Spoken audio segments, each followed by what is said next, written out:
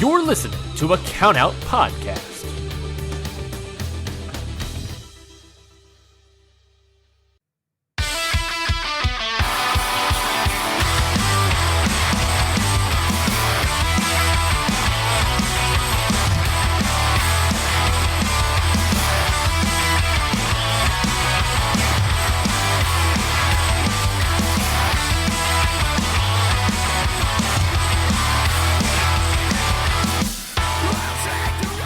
What it is, what's up, and welcome everyone to Faces and Feels. Working title, Anything Goes. That's right. Going to do something a little bit different today. I'm hanging out with my homie, the one and only Alex Castillo from Jesus, this is what editing's for. Ryan, go to work. From Vinyls and Violence. So the one and only Alex Castillo from Vinyls and Violence. What is up, my dude? Going on? Yeah, exactly. You ready to talk some shit? Because we just wanted to, me and this man, we talk shit all the time. You know, we're always sending each other memes and talking about this stuff. So thought it might be fun to step away from the wrestling interviews and things like that and just kind of talk about our fandom, not only of like wrestling things that have been digesting, TV shows, movies, music, whatever we really feel like it, but just kind of like a regular catch-up. So I think it should be pretty fun, man. Yeah, sounds awesome. I've been looking forward to it. Absolutely. Before we get, I reckon before we get too deep into talk about anything, why don't you, I've been meaning to get you on this show for ages. We've just known each other for quite a while now. Why don't you tell the people real quick about your sort of origin with wrestling? Because my tradition in Faces and Feels is to always, you know, talk about the first faces that got people into wrestling, the first wrestlers that stood out to them. Who was that for you? Well, I've liked wrestling my whole life. My mom was real big into WCW when I was young. She's a big Goldberg fan. That's awesome. I've always kind of been, you know, against. I'm always the person that goes against what everyone else likes. Yeah. So my mom likes Goldberg, and I'm like, well, who's the opposite of Goldberg? First person that stands out to me is Vampiro. Can't get much more opposite than that. Yeah, as far absolutely. as aesthetic goes, I guess. Yeah. So I will always say that he's probably my first real favorite wrestler. Which is a great answer, and I think the first time anybody's ever said Vampiro on this show as well. Yeah, he always he has a special place in my heart always. Yeah. But yeah, we never watched WWF. I didn't even know it existed until later on in life, to be honest with you. It was all WCW. I don't remember that much of it. I remember my mom just everything my mom hated. That's my stuff right there. Just rebelling straight away. Oh, for sure. Like even like the stuff like my mom hated 3 count. So 3 count, love them. Just dumb stuff. Yeah. Been WWE my whole life ever since I could, you know, remember watching it myself. But as far as deathmatch goes, I didn't really get into deathmatch until, man, it's probably, well, it was the whatever tournament of death that RSP wound up winning against Tremont. Yeah. Yeah. I had never even heard of like CZW or anything like that. I saw it pop up on my Facebook, like an advertisement for the show. And I wasn't doing anything that Saturday. It was like 2 days away, and I just hopped in my car, drove like an hour and a half to Townsend, Delaware. Loved it. Did you have like friends be like, come to this thing, or you just saw it and you went, fuck it, I'm just gonna go look? Yeah, no, I didn't really like know anyone at the time. I mean, on and off my whole life, I've not had a huge friend circle, so you know, I've usually checking stuff out by myself all the time. Now I have a good core group of friends that we travel a lot with, so Sure. That's cool. But back then, no, it was just me. I took my brother the next year. He loved it. He's not as big into it as I am, but he still goes to shows. Yeah, That's yeah. cool. You mentioned the deathmatch stuff, obviously, because that's how we sort of met, you know, moving around sort of the deathmatch scene and similar fandom and things like that. And I found the same thing. I have friends that will come to the Dude Where's My Ring shows in Perth, and I absolutely love it. They come to every show. It's the best. They're not wrestling fans. You know what I mean? Yeah. They're deathmatch fans, like, because they love going to the spectacle. I don't even know. I mean, maybe some of them I could convince them to Like if there was something on and I was streaming it and I want them to come over and make a day of it, I'm sure I could get them into it. But they're not the kind of people that are going to go out of their way to watch it in their own life.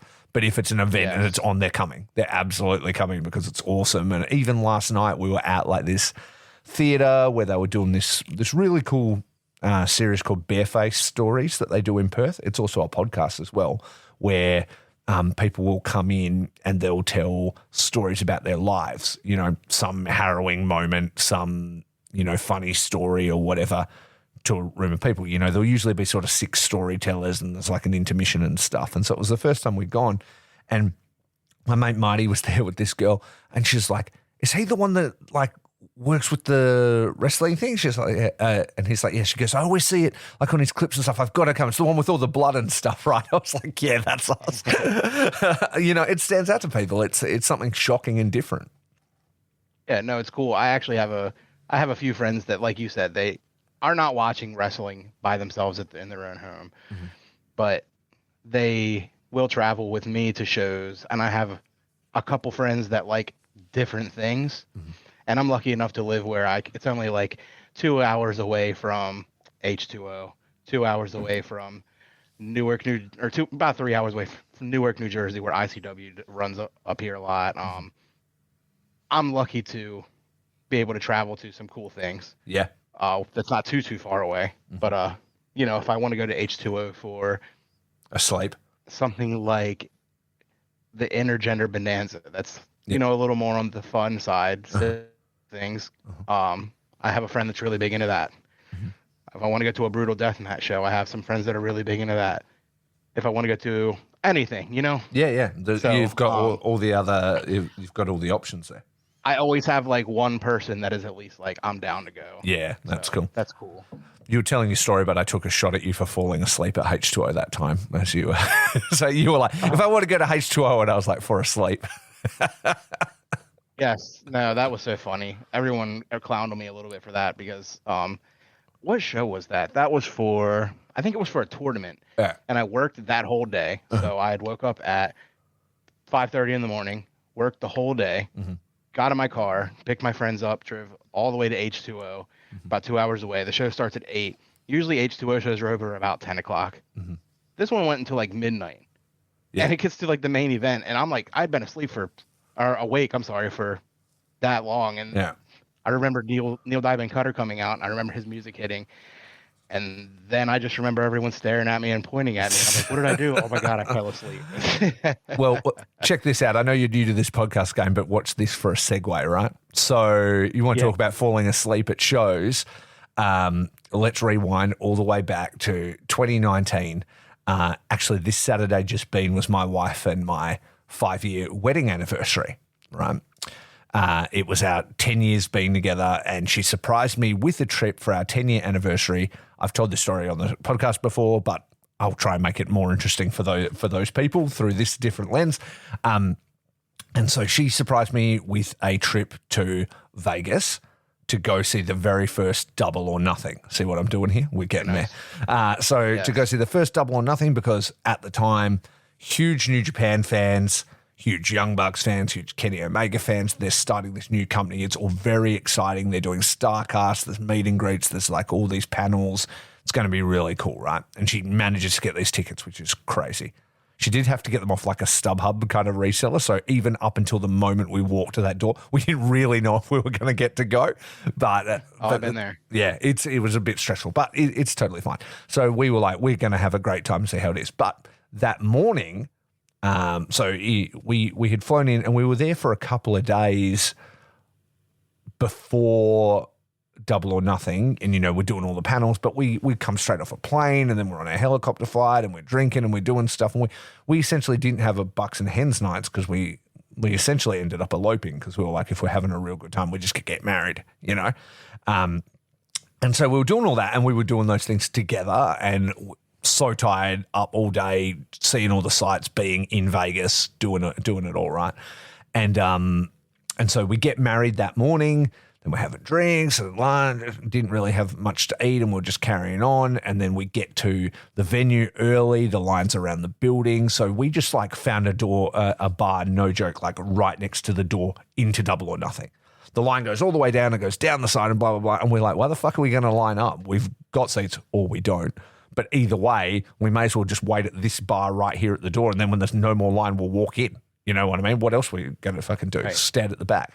So we did that, and then everybody we meet, and they're like, "What? Hey, you're from Australia. What are you doing here?" We're like, "We just got married," and they're like, "We're buying you drinks," and like everybody was so cool, right?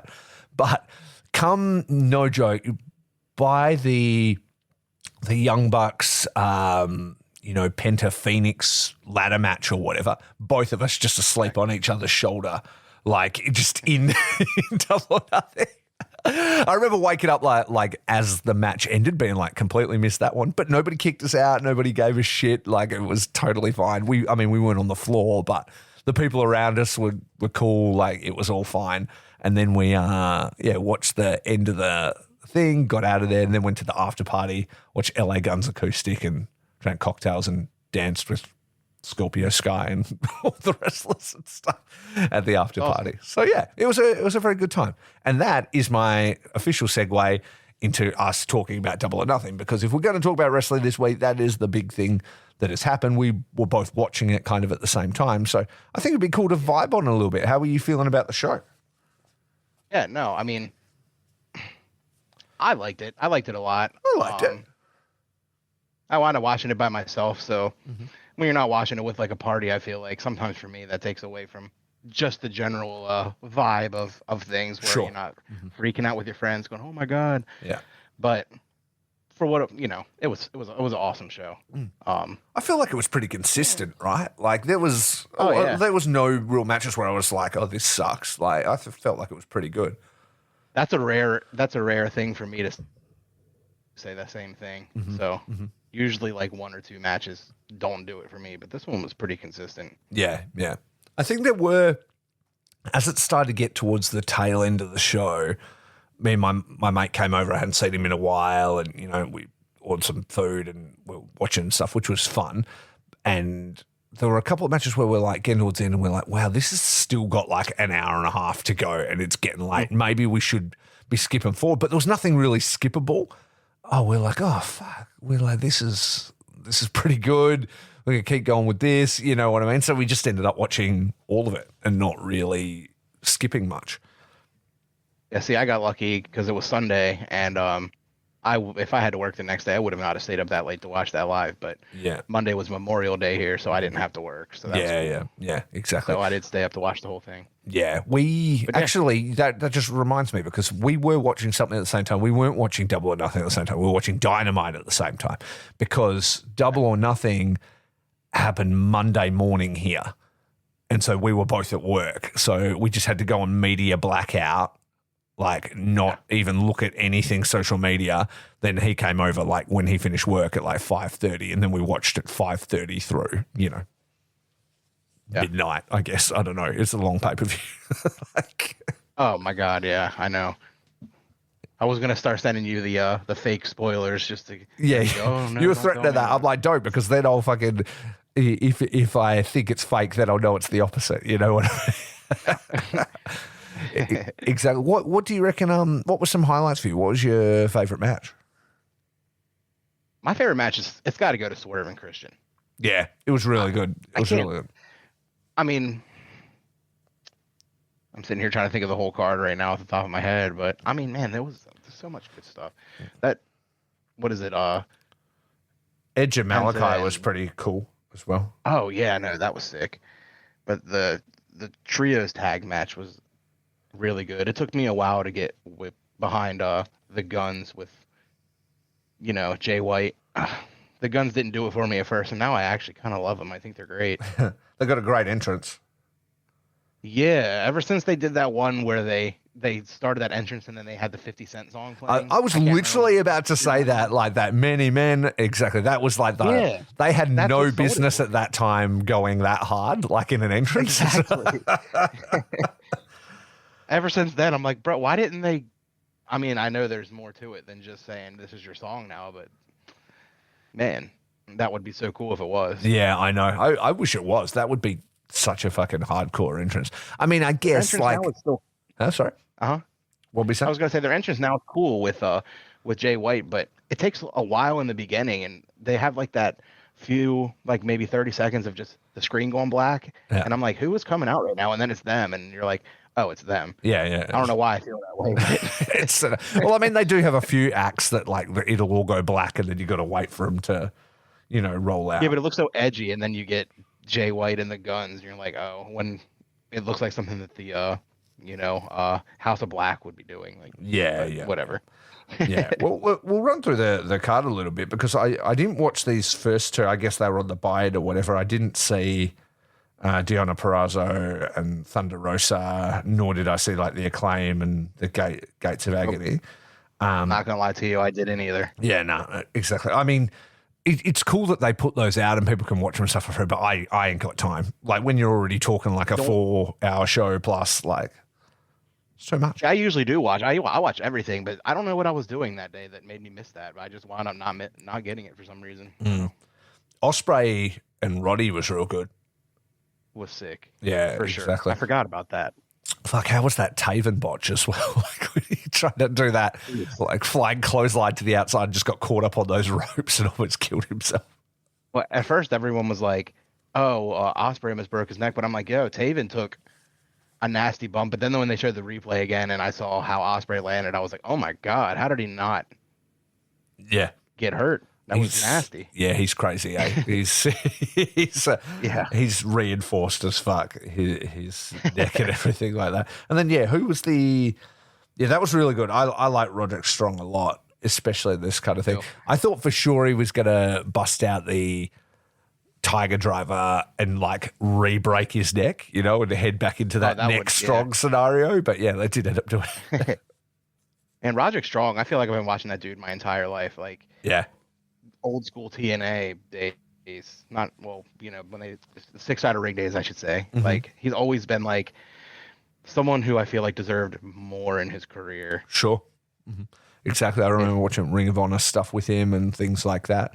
I feel like he's still at like the best he's ever been, to be fair. Like I think he's really good. I agree. He looks like someone who's only been wrestling for a few years. He looks great. Yeah. Been wrestling forever. Mm-hmm. I'm not gonna lie to you, I'm not like well versed on Ring of Honor. So like when you talk about Ring of Honor and what he's done there, I know a little bit, but like I don't know like every title he's held. So he could have had a great run in Ring of Honor. I have no clue. I think I don't either. I've just seen stuff, like it was during a time when I didn't even know what independent wrestling was. But I'm pretty sure he's held like every title that existed in Ring of Honor. Okay. And I feel bad because Ring of Honor was like right down the road for me. Mm-hmm. Mostly Baltimore. I mean, I know it's not only in Baltimore, but it happened a lot in Baltimore, and I had no clue. Mm-hmm. So exactly. Well, I mean, it's when does this stuff hit your radar? You know what I mean? Unfortunately, sometimes it just hits too late. It's too late for me for sure. Yeah. What did you think about them putting this championship on Will Ospreay? Like when so soon, but when me and my friend were talking about it, so we're like, sometimes the best thing is to just do the thing that everybody wants to happen. You know what I mean? Like sometimes it's okay to just be like, we've brought him in. He's the best wrestler. He wins. Like, I think that's kind of okay sometimes. Yeah, I don't exactly know. I have mixed feelings about it because, like, there's that hand, but then the other hand, you have this faction that's supposed to be like the top of the game here, and you've already taken in a loss of a title. Yeah, it's hard to build. It's hard to build the Undisputed Kingdom as this super dangerous faction when they get beaten by essentially one dude on his own and their like leader is injured and out. You know what I mean? It doesn't make them seem very dangerous like at all. And also I think the Forza as well, like, so you put that title on Will, and then if we fast forward to Dynamite, Will then goes on to win that sort of Rumble gauntlet thing to then be challenging for the world title.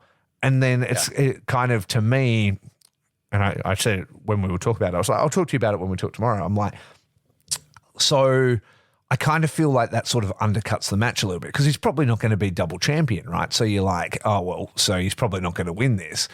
But also it's like Will's only just there. Maybe maybe that's too soon. Like when my friend was like, I'm surprised that they'd put this on him and not maybe hit him to the thing. I'm like, well, they can do a slower build with him. They can have him doing this continental title thing, keep him away from the world title picture, and then sort of get there eventually, you know? And I was like, oh, and I get it, selling tickets, things like that, but I feel like it's an ongoing debate I have where it's like short-sightedly pop the house now, sell the tickets now, not thinking about that longer-term build, you know? I think that's a big issue in AEW. I love AEW, don't get me wrong, but man, they just do things too fast sometimes. Yeah.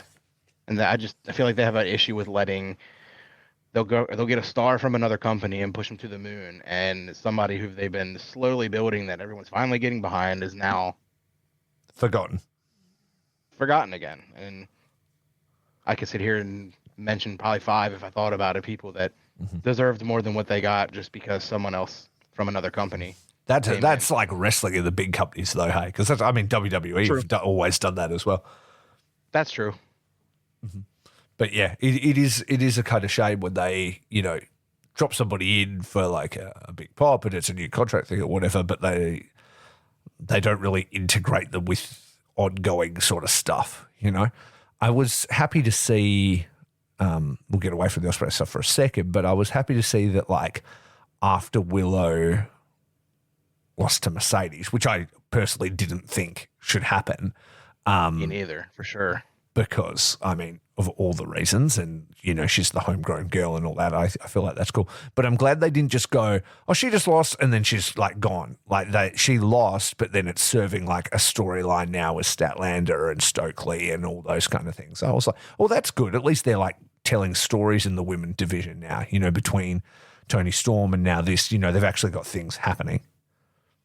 Yeah, no, I think they could have done something different, though. I think they could have had maybe... I mean, I know this gets old too, but a non-clean or something happened, you know, during that match to make it a no contest or something, and just get Statlander maybe even involved in the title scene, have a triple threat, but keep Willow with the title for the time being. I feel like she deserved way longer of a run than what she got. Yeah, and I feel like the crowd was like really behind her and really digging what she's doing. So.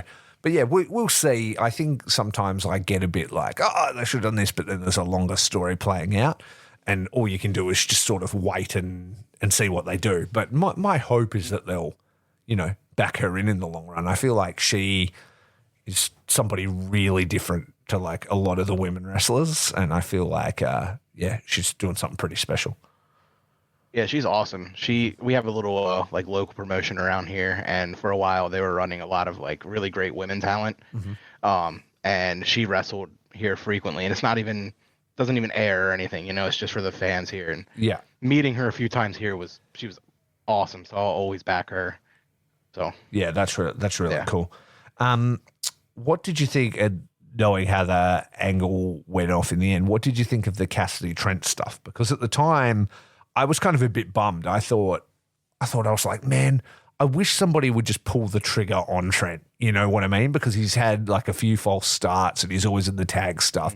And I was like, I think he's just got like this huge upside that nobody ever does. And then unfortunately, you know, Chuck has been injured. And so they do this match with Orange. And even as Orange was walking to the ring, it's like wins 50, losses 2. And I'm like, he can afford to take this loss and put Trent over here. But then that doesn't happen. And then, you know, Don Callis is like, after what I saw in that match, I know I'm going to be offering somebody a contract, you know, on Dynamite. And I'm straight away, I'm like, the person he'll be offering the contract to is Trent. Absolutely. But because that's how wrestling works, right? And I think the angle played out really well, but I don't know. I still feel like they could have had that happen on the biggest stage. You know what I mean? And not have to wait at all, because I don't know if another Orange Cassidy win really mattered on the pay-per-view, you know? Yeah, I don't know how I feel about that. To me, it's just, it didn't, I hate to say it, but I don't care. I love Orange Cassidy. I love them all. But this one, this feud it's not really having me on the edge of my seat or anything. It's the hard part about an Orange Cassidy feud, right? Because of the character he is, when you have him in that like good guy sort of position, he is kind of you know, he's Orange Cassidy, and so he's not really showing a lot of emotion, and the other guy's got to sort of carry it. I mean, he did do like the black T-shirt and the black glasses and stuff and a darker denim, so you're like, oh, it's getting serious now. And that was cool. Yeah, I thought that was pretty funny. But yeah, it is a little bit tough, so you really got to like beat him down and things like that. But I think Trent has been working really hard, and putting him in the Don Callis family, I think, is actually a good thing. Like, I think there's an opportunity for him to stand out in that place, hopefully. And especially because will probably be out of it soon. You know what I mean? He's a huge face. He doesn't really belong there. And maybe that whole faction is strange to me. I mean, it's like a mixture of faces and heels almost. Like, yeah. It started heely, and then they, you know, but whenever like Will has had anything to do with Don Callis, it's like, oh yeah, we're done, or it's just like this kind of thing. And it's like, but he's not a bad guy. Like, nobody fucking hates him, yet Don Callis will come out and get booed for 5 minutes, like in the ring, like on his own, you know. So I think if you look at, if the sort of new look Don Callis family is like him and Takeshita and Trent, and Hobbs when he comes back. Like, I feel like that. I forgot about him. Yeah, exactly. I feel like that is a bit more menacing, and then you take out like Kyle and Will because, you know, Davis has got to come back from injury, and maybe just have them be United Empire or whatever. Dude, Kyle Fletcher, I love that guy. He's sick, eh? Yeah, I didn't know much about him at first, and every single time I watched him, I'm like, that dude is great. Yeah. He's putting on heaps of size now as well. Like, you're seeing him like actively level up now, you know, because he's a real young dude.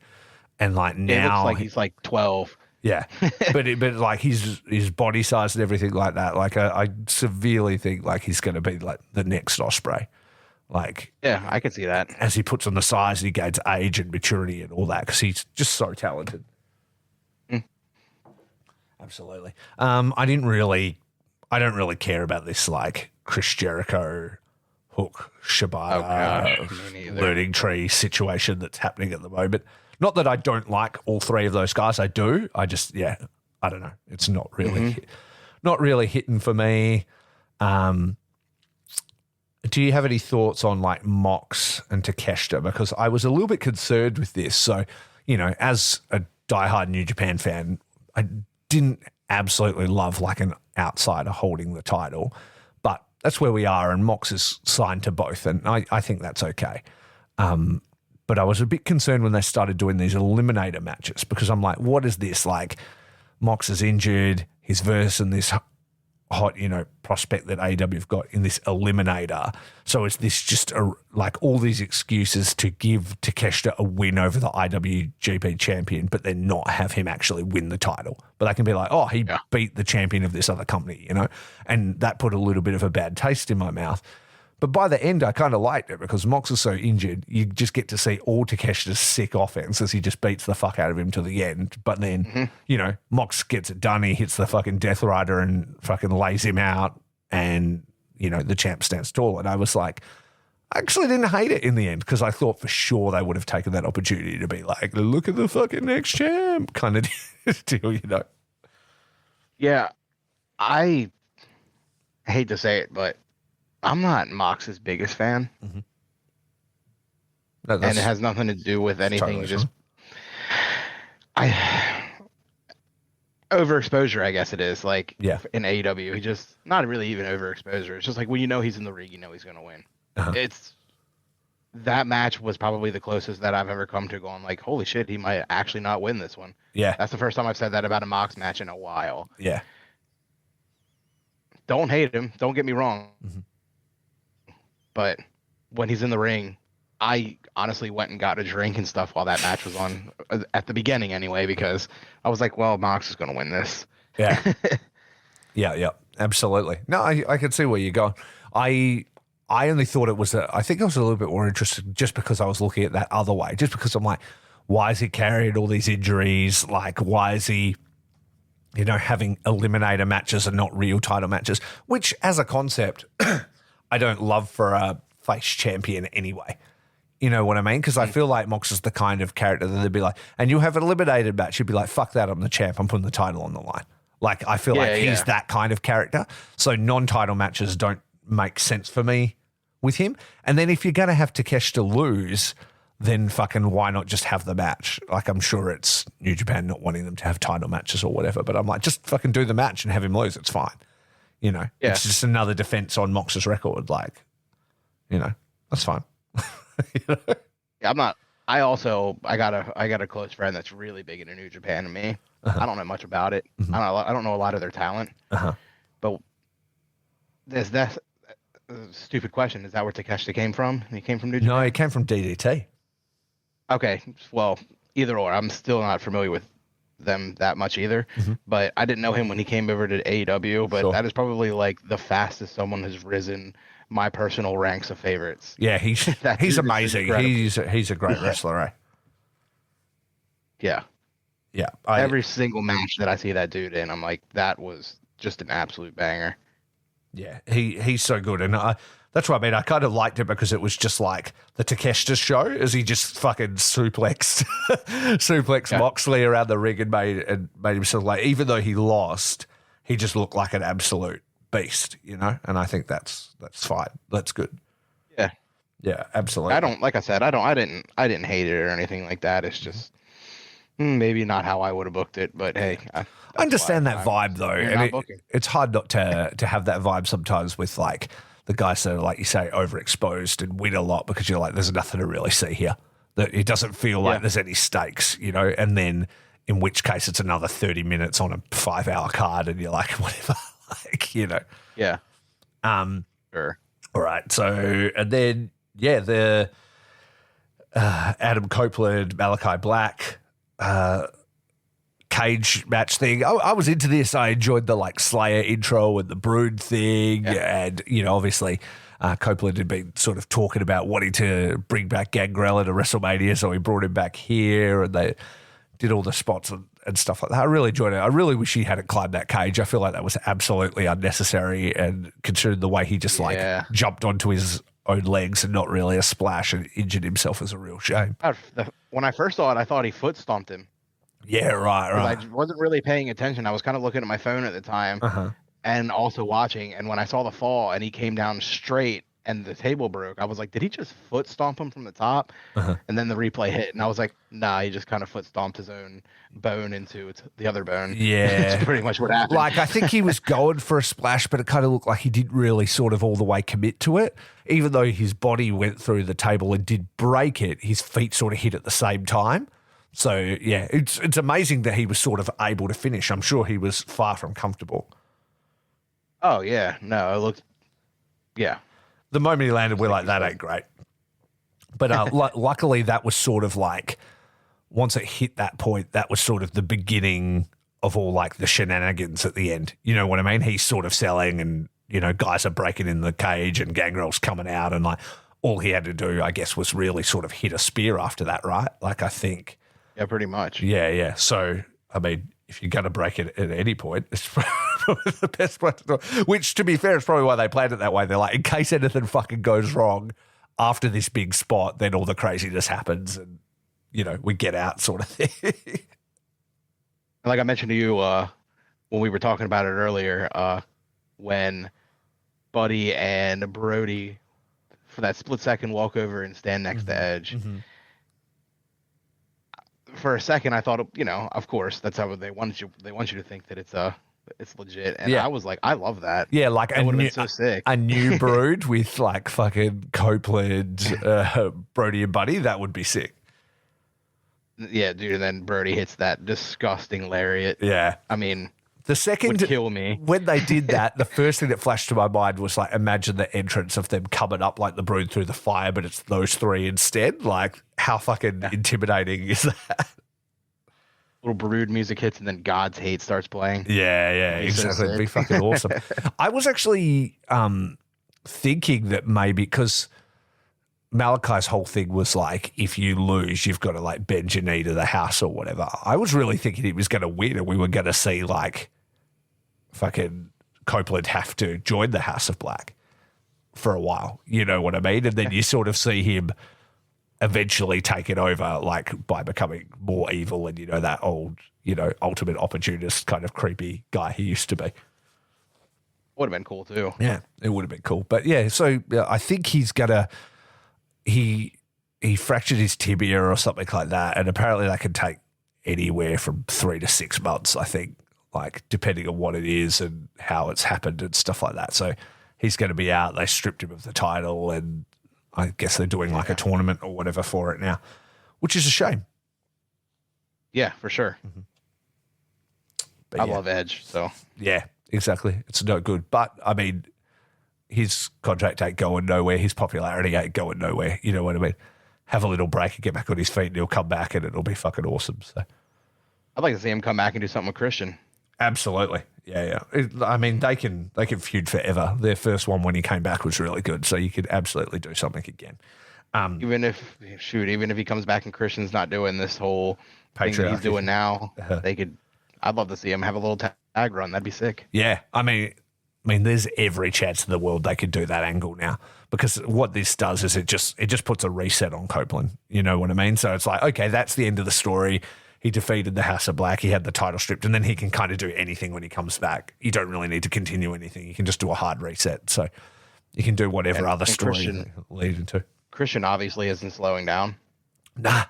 He still does crazy shit as well. Dude is putting on better matches than some of the young guys on the card. Yeah, exactly. Well, that's the next one to talk about. So Swerve and Christian, when Christian came out as like his first like real challenger, I was like, let's go. This is great. Like a great choice. A dream match in a lot of ways. And plus you get all the extra benefits of like, the patriarchy, all his kids and everything like that, which is always fun. And I think they're doing a real good job, like sort of like turning Swerve face like as the champion, which is really good. I think, they can continue to lead into that, you know what I mean? Not too fast, but, as they do, I think he's a real hard guy to not like, They had no choice when he was doing, the stuff with Hangman, and people were just cheering him over everyone else, over Hangman, over Samoa Joe. Yeah. And they had no choice to turn him into a face. Yeah. And it works. He can do anything. Absolutely. And it's like the first African-American champion and being who he is like in the world, how he's always like hanging out and at events and with hip-hop artists and like that's just who he is as a dude. He's a great person. Nana's great with him too. Yeah. Nana can work both angles also. He's super likable and everyone's doing this dance. Like the dance is viral. Yeah, he can also play the heel and be unlikable. Yeah. Absolutely. And then separating him from the Gates and all that, who were just, his heel heaters, getting that away. Like, that's all you need. It's just him and Nana. Like, I forgot about those dudes anyway. Yeah, exactly. It wasn't super consistent regardless. But it was good seeing the return of Nana. Like, when Christian's trying to escape, he jacks that guy's car and he's got to pull out, and then Nana cuts him off and he's just, like, drinking a cup in his car. Like, it was awesome. Yeah. Yeah, so, I super liked it, and I like, Swerve's moveset, his finisher, like everything about him. Dude, when he countered that spear with that kick that he does, I can't remember what the kick is called. It's called I messaged it to you just the other day. It's called the something house. It is called House Call. That's it. There you go. Okay. Yeah. Is it really? Yeah. Well, that's what it sounded like they said on the last broadcast. Yeah, I'm pretty sure they call it the House Call. Yeah. Okay. No, it's an awesome move, and he does it like spot on every time. Yeah. That's like a move that I feel like a lot of people would visually miss a lot, and you see it and you're like, that didn't even connect. Sometimes you see that all the time. But he nails always that looks thing. great. And he can do it on anybody at any size, which is what I like about finishes. I like ones that can be put on anybody, And so if he's versing like some fucking huge dude, he can get him on a knee and he can still hit it, or he can hit people on the run, or he can, it's just great because you can pop it out of nowhere and end the match just like that, Like it a lot better than the stomp. I was saying the same thing. I've never been a big fan of moves where the person has to the person taking the move has to get into position and like awkwardly sit up. Like why would, you know what I mean? Like, yeah. You just got to sit up and take it. Yeah. I know it's wrestling, but it looks very strange. I'm the same. I like things that can happen fluidly. You know, like I think that's much better. Like as a mechanic in the match, because like with that house call thing, you could literally like the guy could be coming off the ropes doing something else, and then Swerve could just end the match like at any time. You know, and that's Love that. yeah, that's really cool. It's like things like the RKO, like the pop up powerbomb, like those kind of like sort of like quick moves that can just end it. I think are really really good. But yeah, and then after that was the what's it called? Anarchy in the Arena match. What did you think about this one? Like the other one, the last Anarchy in the Arena, I think was a bit better. I enjoyed it. I enjoyed the soundtrack the first time, like with the Wild Thing until Jericho turns off the CD player, which is pretty good. This one, they went through a few songs. Everybody was loving the final countdown and was real mad when it was cut off. But I think this was really the Jack Perry show by the end, wasn't it? Like the scapegoat bus, the fucking fire, like all that kind of stuff was really kind of all about getting the scapegoat over. Yeah, it was super entertaining, but like you said, it wasn't. I think I liked last year's or even the ones before it a little bit better. Mm-hmm. Like I can't really tell you much about what like FTR did. I can only really remember one sort of Okada moment, you know, the Rainmaker sort of with the thumbtacks on. Like it really was, more about sort of when's Darby going to get a flamethrower and when's fucking Scapegoat going to do something. Like, and when's Darby going to like die, take 5 years off of his career? yeah, exactly. But I love the addition of the Scapegoat bus. I thought that was really fun. And I enjoyed them rocking up to Dynamite and they just like roll in like fucking Autobots, roll out and they pull it in like fucking Escalades or whatever. But the Scapegoat bus is just fucking behind it. Like he just drives to the arena. And that absolutely reminded me of like, you know, rock and roll wrestling when each of them had a car that was sort of like relevant to them. It's like action figures. It's like G.I. Joe and shit. I love that you could get like a fucking Jack Perry action figure and it comes with the bus. You know, like that'd be awesome. Yeah, like I think that's sick, right? It was fun. Mm-hmm. It was a real fun watch. Mm-hmm. Like I said, it wasn't my favorite one of those, but I get those and it's dumb, but I get those in the Blood and Guts matches in my mind mixed up sometimes, and I'm like, I like the last one better, and then I'm like, oh no, I'm thinking of Blood and Guts match. So when I heard it was Anarchy in the Arena, I was thinking it was Stadium Stampede. I was like, oh, we're just doing this here. And I was like, oh, wait, this is not what this is. This is like just. And when I said I like the first one more, that was Stadium. I'm thinking of Stadium Stampede. So you're right. It is. Yeah, exactly. The one where it's like pre-filmed and there's all the ridiculous stuff and things like that. I loved that. I thought it was hilarious in the best way. Yeah, absolutely. On the horse in the back. Yeah, exactly. I like that stuff. You know, it's tough though because they can't like overdo it. Right? There's only so much you can do. And I love comedy wrestling. I love every kind of wrestling. I have no hate towards any one specific thing. Yeah, if it's done right. It's done right. It's done wrong. It's done wrong. It doesn't matter what it is. Mm-hmm. Absolutely. So I think what we should do now is like just have a think about some of the things that we want to chat about when we next talk, because I think we could use this as an opportunity to do almost like a bit of a book club kind of thing. Like we'll go away and then we can, you know, we won't have another big Double or Nothing to talk about or whatever. So maybe we'll could chat about a match that we dig. What we always chat about music, do a bit of a recommendation of stuff we're listening to, what shows we're watching, things like that. I'm looking forward to watching more of. I don't know if you caught any of NXT, but it looks like they're going to start doing a WWE TNA crossover. Oh, did I see Jordan Grace was on NXT? Yes. Yeah. Okay. And I'm seeing reports on Twitter and stuff. You know, you can take that with a grain of salt, but that's saying that WWE is going to start, or NXT is going to start sending some talent over to TNA, and they're going to start doing. Interesting. That's really cool. Yeah, so that's cool.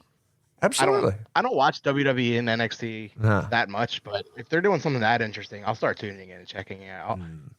Yeah. And also Ethan Page showed up on NXT. Yeah. I did see that. That's cool too, because I think he has a lot of upside, and for a while him and Scorpio Sky were doing stuff together against Darby, and I really enjoyed that, and then he was just sort of gone. They kind of had that. Yeah. I think he got derailed by all that like MMA, Paige Van Zandt, that annoying top team coach guy. My friends were just saying the same exact thing. Yeah. It's just like we were all friends with these MMA people and it was grinding and it just sort of fucking killed it. Yeah. Yeah. When AEW first started up, I was like, oh, this is perfect for me. I'm never watching WWE again. I was like that type of person. Yeah. But even back then, I was like, there's two people here right now that I can honestly say would do so much better in WWE, even though I didn't like WWE at the time that much. Yeah. Was Ethan Page and Ricky Starks. I was like, both of these dudes belong over the WWE. I just feel like they fit in so well over there, and now they've got one of them. So yeah. What's Ricky Starks doing, actually? I haven't seen him in ages. I've heard reports that he's also going over there. Really? So that would explain why he dropped out, which is a shame because I really like him. Like, me too. Like in AEW. But yeah, I mean, whatever works for him, I guess. He'll do great wherever he goes because he's phenomenal. Yeah, yeah. Mm-hmm. No, that's absolutely true. Like I think he would do. I just, you kind of. I'm looking forward to seeing where. Oh, sorry. I'm just saying, I'm looking forward to seeing where this story goes for NXT. So next time we talk, we'll probably see at least another week's worth of what they have planned. Yeah, I don't know. I used to watch a whole bunch of shows, and now I don't get a chance to watch much anymore as far as like indies and stuff goes. Yeah, I need to sort of pick it up again. I sort of fell out for a bit and was busy and have had like a whole bunch of stuff happen and stuff like that, and my work schedule changed. But I'm the same. I'm trying to sort of recommit and look for stuff and start to feel a bit more excited about it again. Watch WrestleMania. Really enjoyed that. I don't think I can watch WWE regularly. Like I just don't have the time to be watching like every show they do, but I can jump back into some pay-per-views and stuff. One thing that we could do, because we'll talk about it again, and if we can find it, I'd have to have a look. I used to have it, but we could rewatch Lucha Underground as well. Could be a fun thing to do. I see your eyes lighting up because I know that's one of your favorites. We could do like retro reviews on Lucha Underground as well. Streaming on something, and me and a friend found it, and I cannot remember what it is. It's one of those like obscure streaming services like Tubi or something like that. Really? I'm going to have a quick look on this Just Watch app because that normally tells me where things are streaming, whether it would tell me that. Lucha Underground. Yep, okay, here we go. Lucha Underground. Not available at the moment for you. But that's just me in Australia. That doesn't mean I can't find it. Yeah. I don't think I watched like the last season either. I don't think so. I don't think I did either, to be honest with you. Because I know like there was a certain point where Paul London and stuff was there. And I remember Paul London being in there. He's kind of like this Rabbit King character.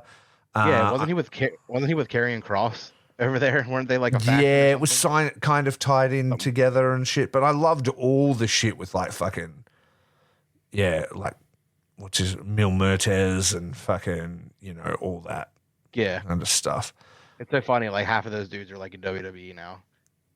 Yeah, I know, right? It did a lot for a lot of people, and it's a real shame that they've it's really high rated on this app too. 8.9 on IMDb, Lucha Underground. Yeah, it was awesome. Yeah, it had a little bit of everything. Yeah, it was like we were saying the other day. It was like wrestling Power Rangers, like meets telenovela. It's like Yeah, I remember like seeing like the first time they like killed someone in like a cutscene. I was like, holy shit. Yeah. Exactly. It's a real shame. And I'm really surprised nobody else has sort of borrowed that idea and tried to do it again, Mm-hmm. But yeah, that would be cool. We'll look into it and see if we can find it. If anybody knows where we can find it, like online or anything like that, or where it's streaming and stuff, let us know. I can get a VPN. I can be in America visually and figure out how to watch it, but I'd love to see I have a VPN. I don't know how to work it, but I have one. Yeah. I used to have a VPN sponsor for a time. That ran out eventually. Oh yeah, that's right. That ran out eventually.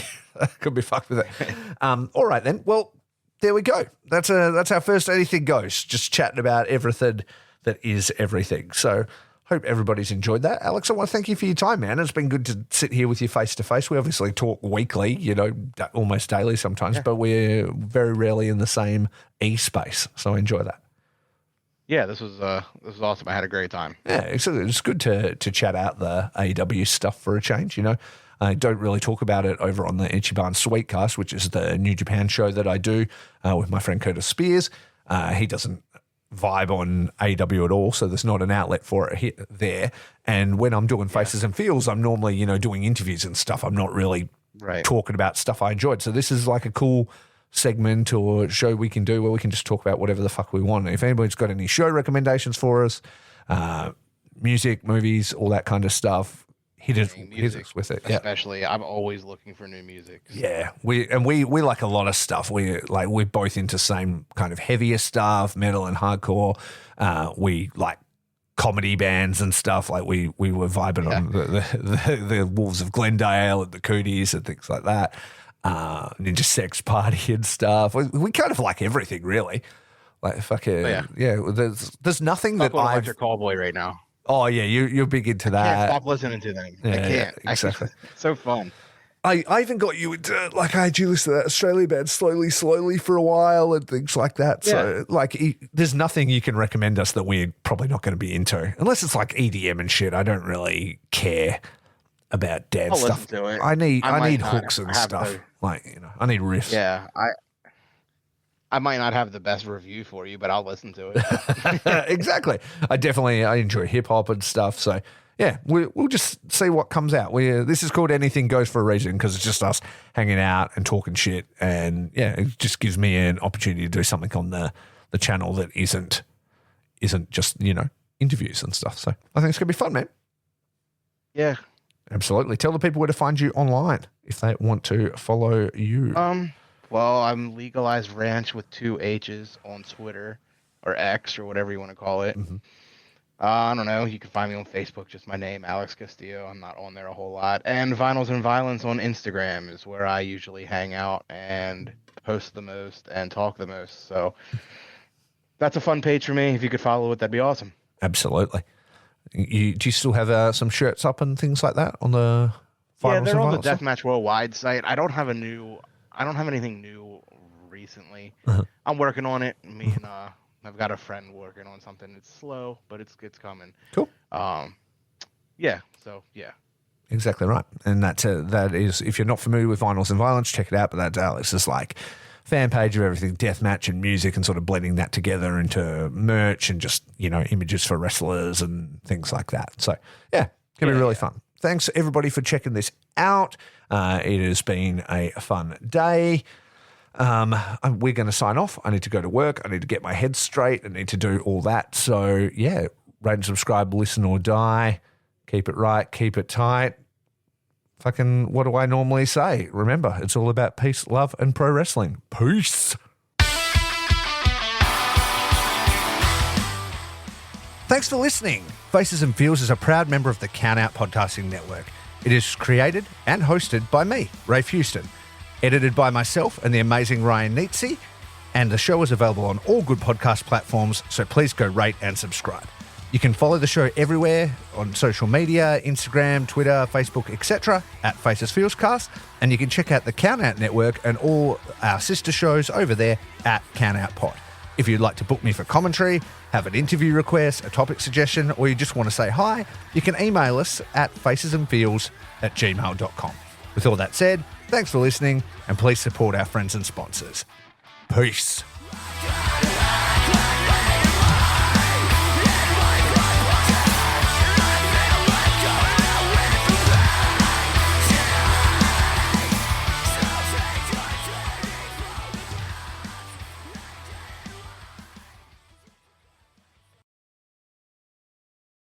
My body is a roadmap of pain. DeathmatchWorldwide.com, the official online merchandise store that is only for deathmatch wrestling.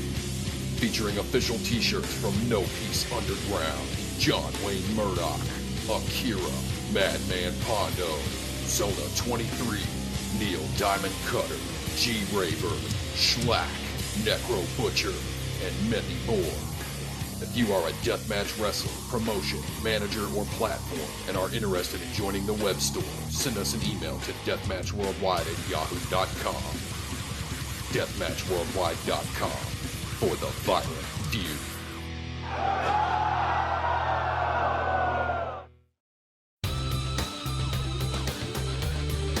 This has been a Countout Podcast. Countout provides a wide variety of bonus content that is right at your fingertips. On the Countout Patreon, our podcasts are creating bonus content exclusively for you, their listener. For only $5 a month, you can watch instant reactions to major shows, watch-alongs, early access to main feed podcasts, some fun goof and gag audio, plus shows from some of the podcasters' outside interests. It's the best way to experience all that the Countout Network has to offer. So head on down to patreon.com/countout to take part in some of the best and most fun content wrestling has to offer. Again, that is patreon.com/countout.